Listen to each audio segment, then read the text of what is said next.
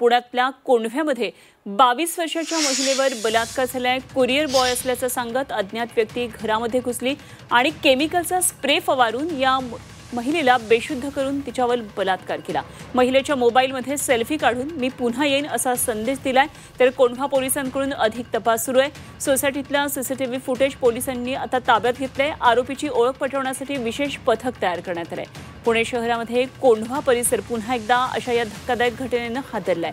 एका उच्चभ्रू सोसायटीमध्ये राहणाऱ्या 22 वर्षाच्या तरुणीवर काल रात्री 7:30च्या सुमारास अज्ञात इसमानं अत्याचार केला।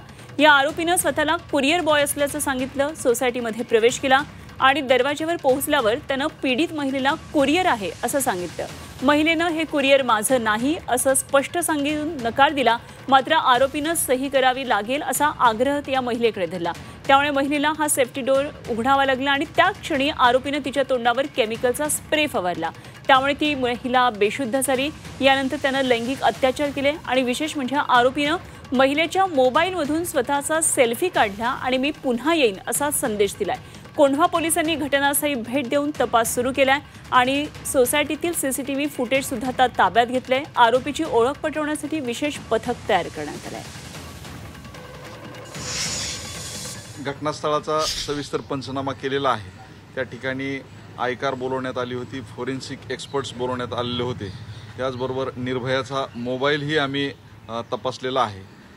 आपण म्हणता त्याप्रमाणे त्यामध्ये एक फोटो आढळून आलेला आहे, ज्यामध्ये आरोपीनं लिहिलेलं आहे की मी पुन्हा येईल आणि जर ही घटना सांगितली, लीक केली तर मी सदरचा फोटो व्हायरल करेल। आमची जवळपास 10 पथकं आरोपीच्या मागावरती आहे।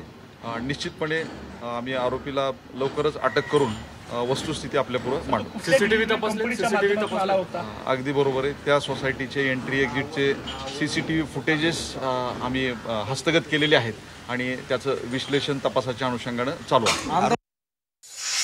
कडक कायदे केले पाहिजे। मी आता विधी व न्याय विभागाकडून राज्यामध्ये प्रलंबित केसेसची माहिती मागितली आहे। एकूण न्यायमूर्ती महोदयांची मंजूर पदे व न्यायमूर्ती महोदयांची भरलेली पदे, एका वर्षात क्रिमिनल किती केसेस येतात, मागच्या 5 वर्षात त्याचा किती निवाडा लागला, या सर्व गोष्टींची माहिती मागवली आहे आणि यावर आधारित एक अशासकीय बिल मी आणणार आहे। कारण धीरे धीरे न्यायदानाला विलंब आपण जेव्हा करतो तेव्हा न्यायापासून लोकांना वंचित ठेवतो आणि महिलांच्या संदर्भामध्ये छत्रपती शिवाजी महाराजांच्या महाराष्ट्रामध्ये संवेदनशीलता जागी केली पाहिजे आणि गुंडागर्दी आणि किंवा अशा पद्धतीचे जे काही प्रसंग आहे ते नियंत्रणात आणणं हे अतिशय आवश्यक आहे।